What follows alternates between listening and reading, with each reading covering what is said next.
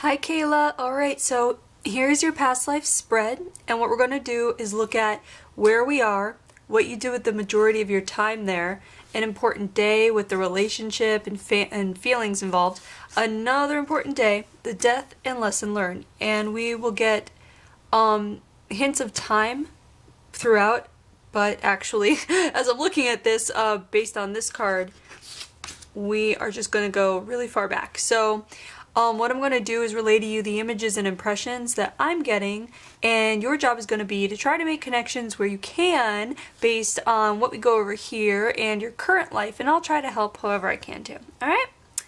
Okay, so as I was laying this out, a lot of cool feelings and stuff jump out, which, you know, it doesn't always do, but it was just totally starting already. So let's begin here. We're going to start with the place, and this card is the Atlantis and Lemuria card. And so what's interesting about this card is most of the time it is Atlantis or Lemuria, and we see a lot of people coming back now from this place. What this card also can mean is a place that is legendary or mythical or older than time, ancient civilization, a place that today can't be discovered just based on the geography of it or even the dimension of it, if that makes sense. So we're going to a place that is no longer in existence, basically, is what it feels like. And I don't really feel like it is Lemuria or Atlantis per se, but it does have the vibe of those kinds of places, which again evokes like ancient, energetically infused civilizations from before we even know about them, like that kind of thing. So what did come through too was a distinctly female life here, and what I would like to do is just go right directly to what you do with the majority of your time and what came through. So this card is the slavery card, and it doesn't necessarily mean like a slave like it could mean, but it can mean like servitude or like having duties, and that's what we're looking at here. It feels very much like you are a slave to your duties wherever you are. What also comes through here is a kind of a like a Celtic vibe, like a Celtic vibe. So that is like, it's more than that. It's not just like Ireland, but it feels like an ancient kind of like, if there were any like legendary places around, like having to do with the UK or Ireland or whatever it is, like the mystery of it, that mysterious feel of it, that is what it feels like. It feels Celtic and feminine and ancient, like almost like it's almost like we're going to like the folk tale land of Ireland or the UK, if that makes sense. So keep that in mind.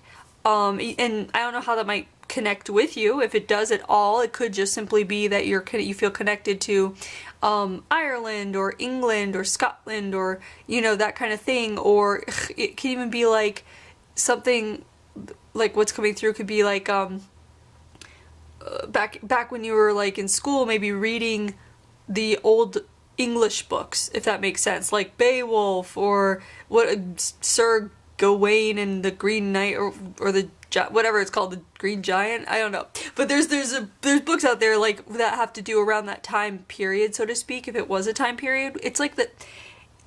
Anyway, I'll just move on because it's like hard to explain, but it's like a place that's not a place, a time that's not a time, and it's really interesting. So what comes through when I'm saying this is actually a feeling of it's like a metaphorical thing. It could actually be metaphorical for an instability. So it feels like if you feel at all in this life like you are lacking a certain foundation for a piece of yourself, like there's an aspect of yourself that is lacking in a foundation, then this is speaking to that piece of yourself, and hopefully we're going to help give you more of a foundation. or almost, it's not even more of a foundation. I feel like what's actually coming through is more like a message of you don't need everything you think that you need because you already have everything that you need. It's just about going in and pulling out and kind of reconfiguring how you work your mind or how you work certain thought patterns. In order to get the feelings that you are desiring to feel. So the best way that what's coming through is the best analogy I can give you is like the feeling of, let's say the feeling of not fitting in or not feeling comfortable in your skin, or like, let's go with not fitting in some way. So, you know, you go, okay, why don't I feel in? Why don't I feel like I'm fitting in? What's wrong with me? What's going on? Like, all these people seem like they have it all together, and I'm out here and I'm just pretending. I feel like I'm pretending that I have it all together when really I want to feel like I know, like, solid ground that I'm standing on, if that makes sense. And please don't mind me that I'm kind of like a little choppy with this because it's a weird feeling. I'm just trying to articulate this as best as I can. But so it feels like this person is like, what's coming through is like a feeling of pretending like there's solid ground beneath you but not actually feeling it. So you're wondering, how is it possible that I'm walking when I don't really feel the solid ground but I'm just pretending? So that's the analogy that's kind of coming through. And I feel like the message coming through is that you're missing the point in that you don't need solid ground. You're not realizing that the solid ground that you feel is pretend is enough. It's not pretend. What you're taught is pretend is actually your own creation, which is real. So it's almost like people don't give enough credit to their creative aspect of their mind. They play it off as imagination. They play it off as not real, but they play it off as not real because it doesn't match with the reality that we're taught in society. However, a lot of people don't realize, and that's why I like to do these readings and why I do what I do for my living in general, is that I teach people that the creative process and thought of creation that people have in their minds, in their imagination, is real. It's very real. It might not manifest into this dimension of reality that we live as we walk outside and talk to people and socialize in this 3D reality out there in society, but it's very real on a whole different plane of existence. And the problem is we don't give enough credit or enough, it's credit, but we don't give enough, like, attention, or we don't give enough, like, weight there. We don't give enough weight to the realities that exist within our mind space. And if we did, that is where self-acceptance is, that is where self-love is, that is where like the joy of being alive is in your mind, because you're in those spaces in your head, in the mind space, in the imagination. That is where you have control, and that's where you can control to perceive things or see from a certain perspective. And that's what this whole changing your life by your, like they say it's like law of attraction or creating abundance or whatever it is. It's all happening in your mind. It's in that space in your mind, and people don't realize that is where that's where the gold is. That's where the treasure is your mind space. So bringing that back down to this feeling of not feeling like there's solid ground under you, or feeling like there's a piece of you pretending, is because you're not realizing that you can take away that feeling simply by seeing it from a different perspective, that, oh, this isn't pretend. This ground I'm walking on, even though I don't see it, I'm still walking. You have to say, there is a ground, but it just doesn't look like the ground that everybody out there is telling me a ground should look like. Does that make sense? I hope this is making sense. So we're looking at possibly, if you're connecting with this in any way, what would serve you is to give yourself more credit and lend more weight to your innermost thoughts and your innermost imaginings, basically. Don't discard your creative process and don't discard your creative thought. And also realize you have to redefine a lot of things in life. What is creativity to you? What is creation to you? What is imagination to you? To you, not what they teach you it is. Because if everybody went by what imagination means to society, then there would be no intuitives, there would be no connection with your inner self, because imagination is a child's thing, right? They say that's a childish thing to play with. Children use their imaginations. Adults don't. That's untrue. That's not true. The imagination is not a childish thing. It's not like a toy. The imagination is your link to creating the life that you want, based on what we were just going over before about the process of the mind and in utilizing your own perspective to create your life. So if you have more questions about that, please message me. There's a lot of factors to that concept, but I hope I'm getting out enough here for you to understand what I'm saying, and I hope it's connecting. So anyway, so we're looking at someone who is a slave to their duties. And we're looking at someone here, this woman we're looking at is not, it's almost like there's no space for that creative development in her mind, because she's so task driven that she needs to get this done, this done, this done, this done.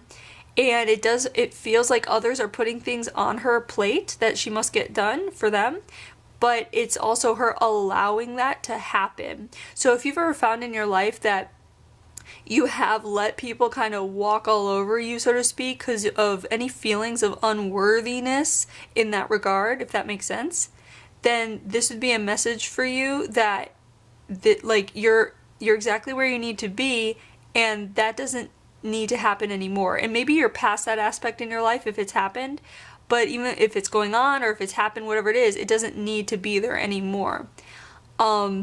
Because you've already gone through it. That's what this life is going to be about. Someone who does their duty, someone who doesn't give themselves time for themselves, even just time to think or make a plan or create something in their head, whatever it is.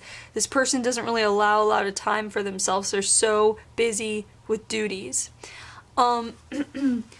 So let's move to the first important day, because I feel like we got enough from that. So the first important day here is the War card, and I think in my last reading for Kelly, I think we see this card and we see a couple of other ones here, which is really interesting when I read people from the same family and these same cards show up despite the immense amount of shuffling I do. So that's always interesting to me. So there's a connection there alone.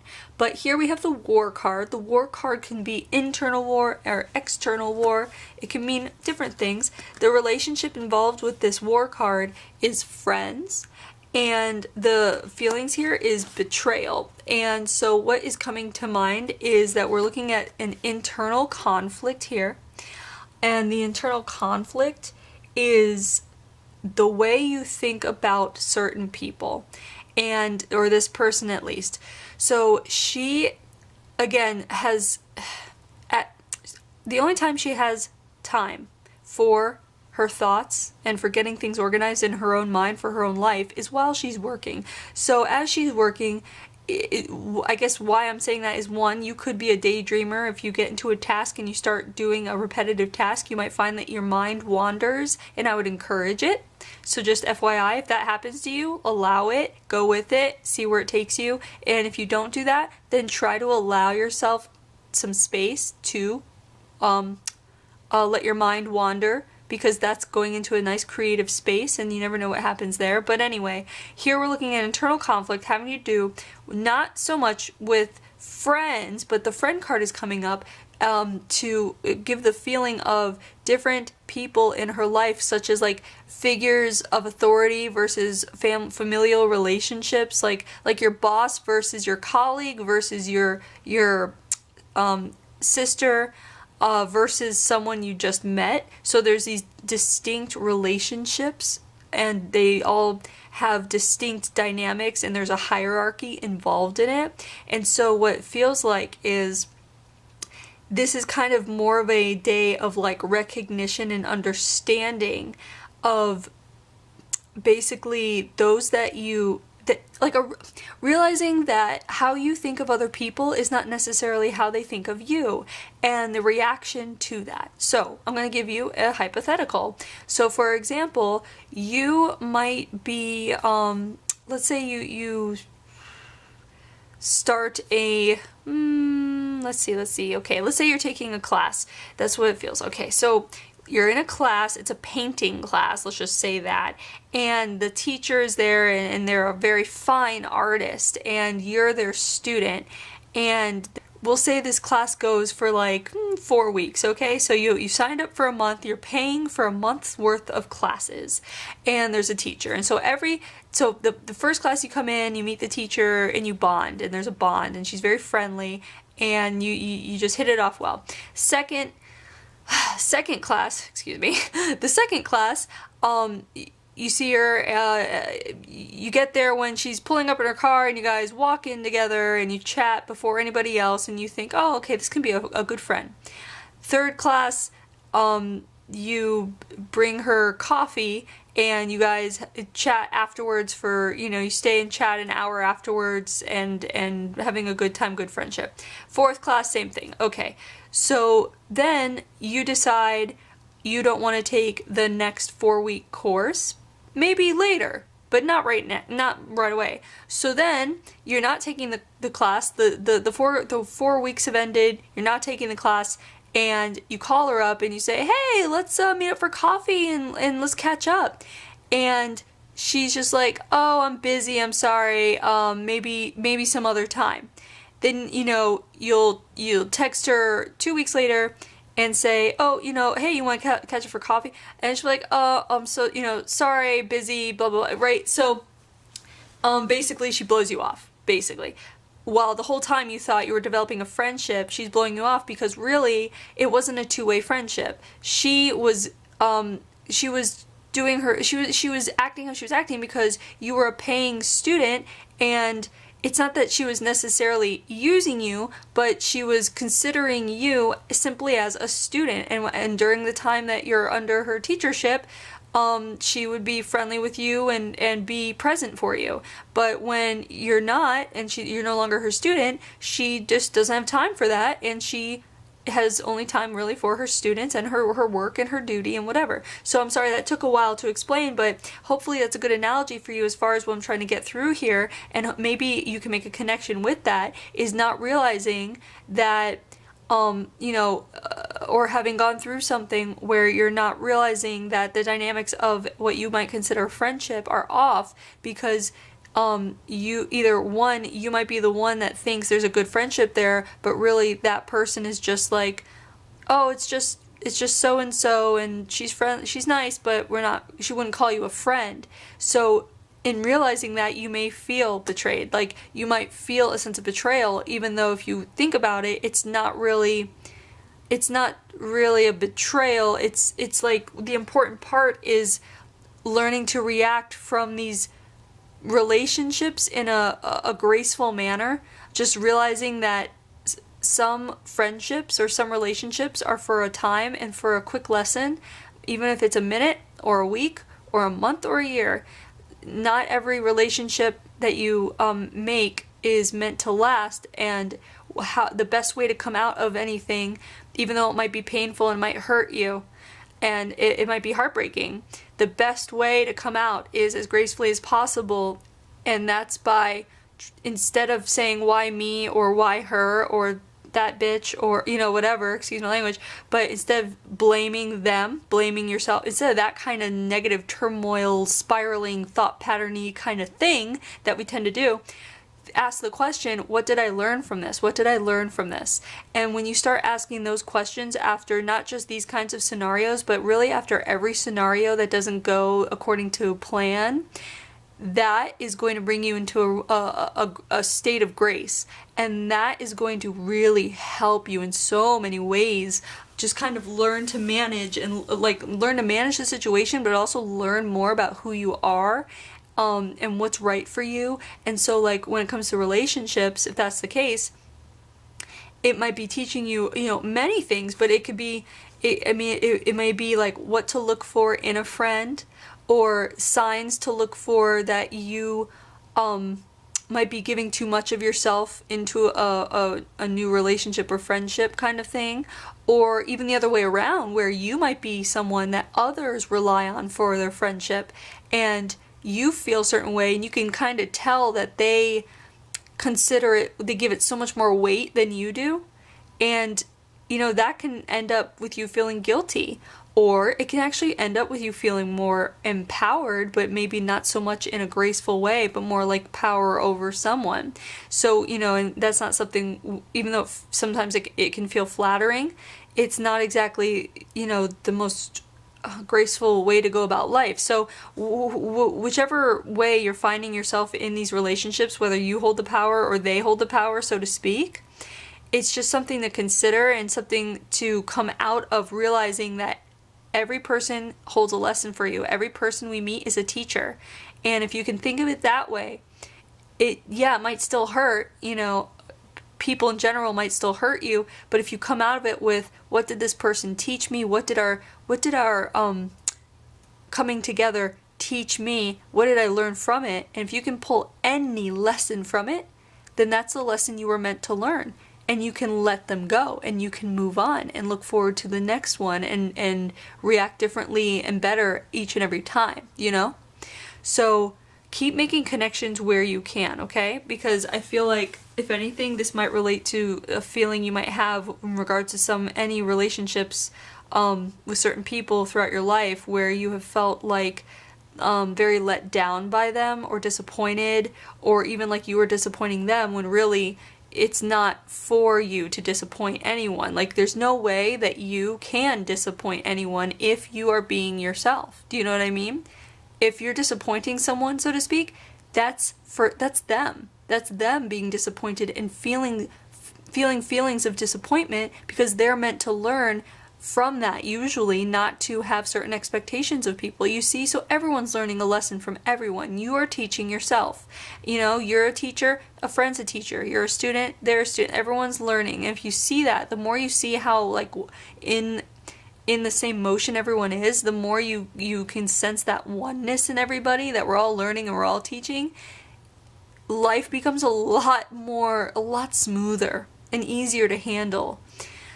So let's go to the next important day. So this is another card that showed up before, and there is death in this place. So we're going to be seeing a death, and here we have family, and the feeling card we have is feeling held back. Okay, so what it feels like is happening is actually, it does feel like it's a death of a family member.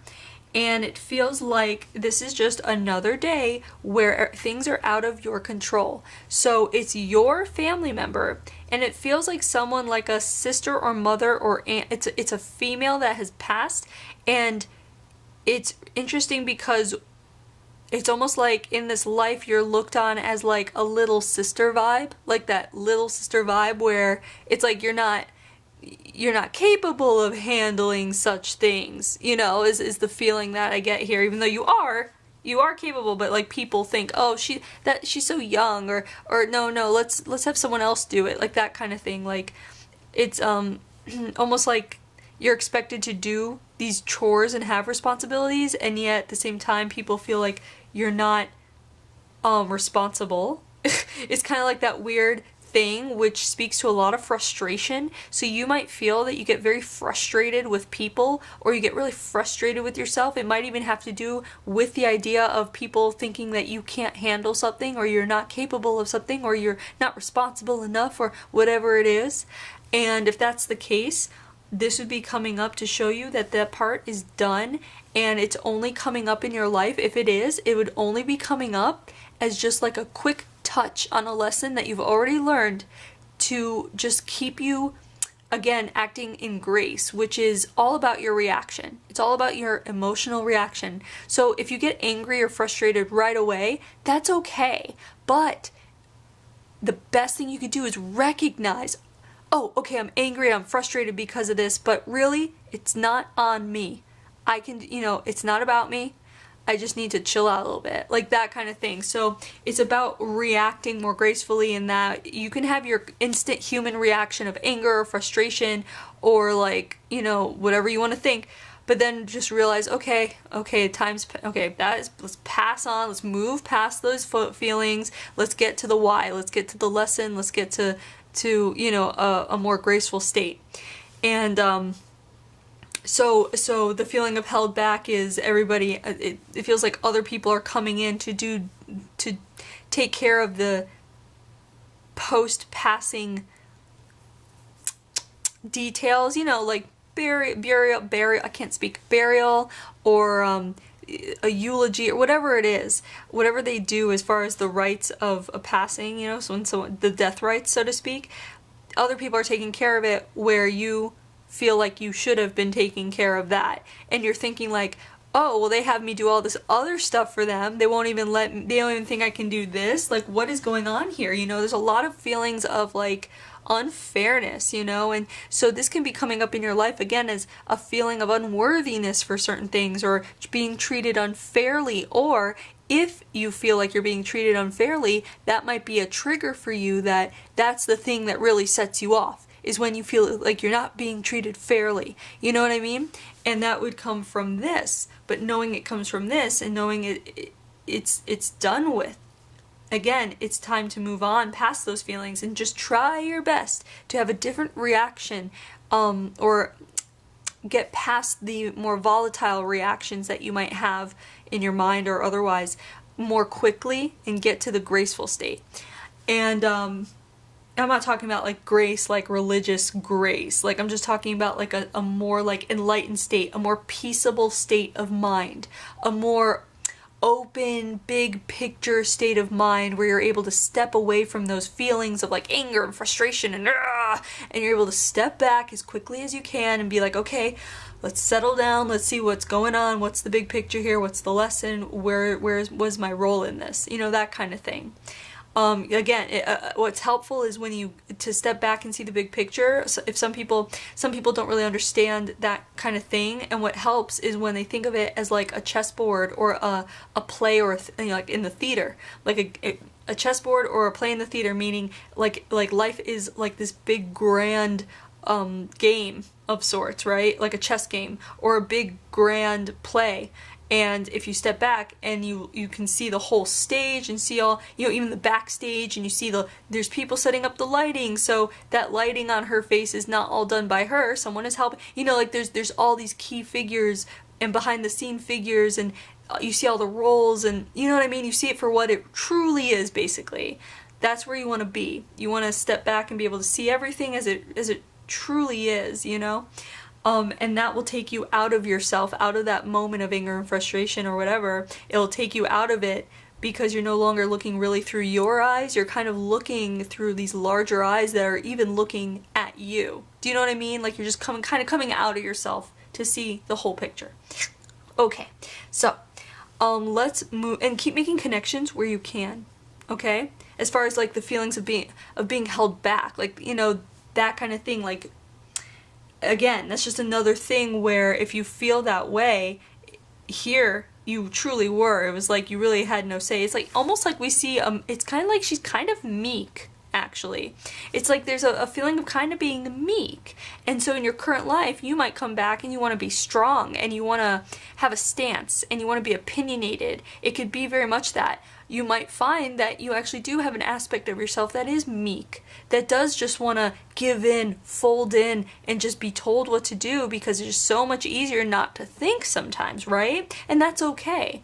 But it's showing this kind of meekness here, because I feel like it's a message that, one, it's okay to feel that way, because you've had a life where you had to live that way. That's where it comes from. So you don't feel bad if you feel that way. It's okay. It doesn't mean you're weak. It just means that, it's part of your soul memory. And it's also another message that it can be easily overcome because it was done once and you're done with it. It can easily be overcome because this life that you're living right now is not meant to be repeated. It's not meant to be a repeat of this at all. So it's time to, if you feel, take a stance, be opinionated, verbalize, express yourself. Don't fear what people will say about you. Don't fear to say no to people telling you what to do. Do you know what I mean? And you came, you were born in this life. It's such a perfect time period when people are free and are able to say no and are able to cut ties even with family. Like, you're allowed to do that these days, like, that's amazing. Like, back then, you had to do what your family told you, especially if you're a female. Holy crap, so like what a great day and age to be alive as a female in this time, so that you have to give yourself credit for choosing this time period to come back, because it's enabling you to be the stronger female and like dip into that strong female power that you weren't able to access here, right? Okay, so that's what I'm gonna leave you with that over there. Keep making connections where you can. We're going to the death here, and this is an accident. So the death is an accident, and I'll tell you right now what it really feels like is a typical accident. It feels like your mind started to wander and you tripped, and it feels like you're going downstairs is really what it feels like. I know that sounds kind of like typical accident, but honestly, it doesn't come up that often, but this one does feel like we're looking at someone trip and fall, roll down, trip and fall down, and it's because the mind was elsewhere, like there was almost something, maybe even something in the way, or something like tripping on your dress or whatever it was, because it does feel like, I don't know if you care about this reference, but it does feel like we're looking at someone that where the women they did wear like robes or dresses, that kind of thing, which, because this life was kind of like kind of a life, you might find in this current life that you are just like, I do not like dresses. I want to have my legs free, like pants. Like, I know it sounds really weird, but those are weird connections you could be making in these kinds of past lives. So because it does feel like a trip on a dress, you might be someone that really does not like having clothes that might hinder you. And it could be a simple connection like that. Another thing could be weak ankles. If you, in your current life, if you have weak ankles, if you get cramps in your feet or your legs, but I would say lower legs, and if you get any headaches or neck aches, or easily tweak your neck, like when you do that thing with your neck where it's like brr, and then it's like, oh shit, I can't move my neck for like a day or two, that kind of thing. So if you find that so it's basically like a what's the word, fragility, I guess, of the head or neck, headaches, and then again, feet, ankles, lower legs, any cramping or weakness or anything weird about that area of your body. So keep that in mind, and if not, that's fine, but if there are, it could stem from this, very much so, because it does feel like you hit your head when you come down. You also might be afraid of heights. If you're afraid of heights, or if you have an issue with heights or narrow passages, so I guess claustrophobia possibly, keep that in mind too. So let's go to the lesson now. Okay, this is awesome. So this lesson is a lesson in self-love, and this has all to do with the fact that you did not ever indulge in yourself in this life. You did not indulge, and by indulging, I don't mean like, material, like in food and stuff like that. I'm talking about indulging in your own creativity, in your own voice, in your own expression, in your own power, in your own anything. You didn't indulge in any of that. You didn't give yourself that self-love, which, by the way, yeah, it might be kind of sad to hear about, but think about this. You lived this life because it's interesting that you would come back, and at this time, now you're hearing about it. If you didn't live this life at one time, you wouldn't be hearing about it today. So again, there's another connection for you, that everything happens for a reason. Everything is a lesson. So this whole life, yes, there were lessons learned in this life. Obviously, self-love, you didn't learn it in this life, but you're coming back now to learn self-love, and you're learning it, and you're being told about it, because of this life that you lived where you didn't learn self-love. You see how it's kind of like a cool concept that if you didn't go through this life, you wouldn't be back here now, meeting the people you're with, having the family you have, experiencing what you're experiencing and learning about this. You know what I mean? So, I mean, that's why I love this work. It's just so amazing, these connections, like, because there is no time. Time is fluid, like, and here we are just dipping into a life to show you what, you know, what happened and what came of it. It's just really interesting. So again, self-love lesson is everything we talked about. Talking about basically indulging. That word comes up, and it doesn't come up usually with the self-love card, honestly, but the word indulging, don't feel bad to indulge in yourself, like indulge in your creativity, in your thought process, in giving yourself time to do what you want to do, indulge in your passions, indulge in saying no.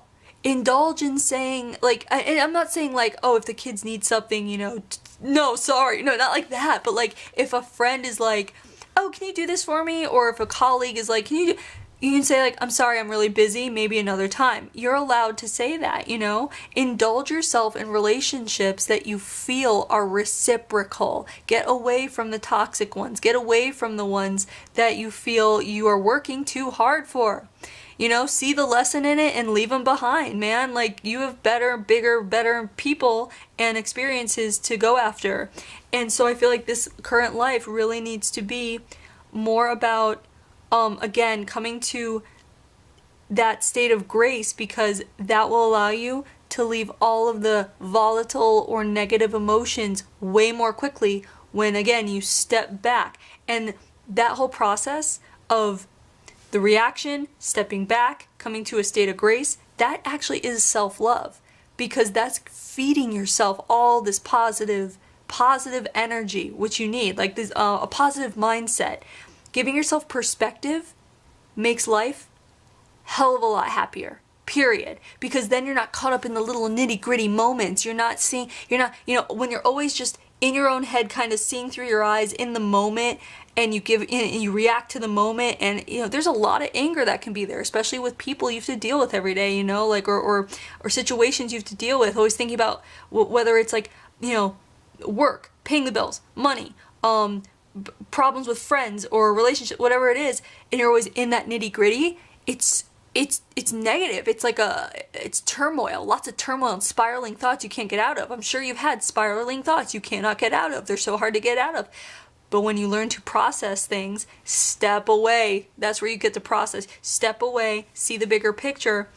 Then, again, you're looking in from this much more like loving, gentle, peaceful place. And you can see, again, the roles that are being played in that play in the theater, right? You're seeing the chessboard, the game that's being played, instead of being the one playing it. So that is actually where the control is. It's not being the player playing the game. It's the one that's stepping back and able to see both players, and also able to see their motives behind the next move, right? That kind of thing. That is self-love. Stepping back and kind of giving yourself a break from those emotions, giving yourself a break from being in that nitty-grittiness of human existence, that's self-love truly. So there is your past life. I hope you enjoyed it. I hope you're able to connect, make some connections. Again, I'm here if you need to message me or want to. And thanks for letting me read you.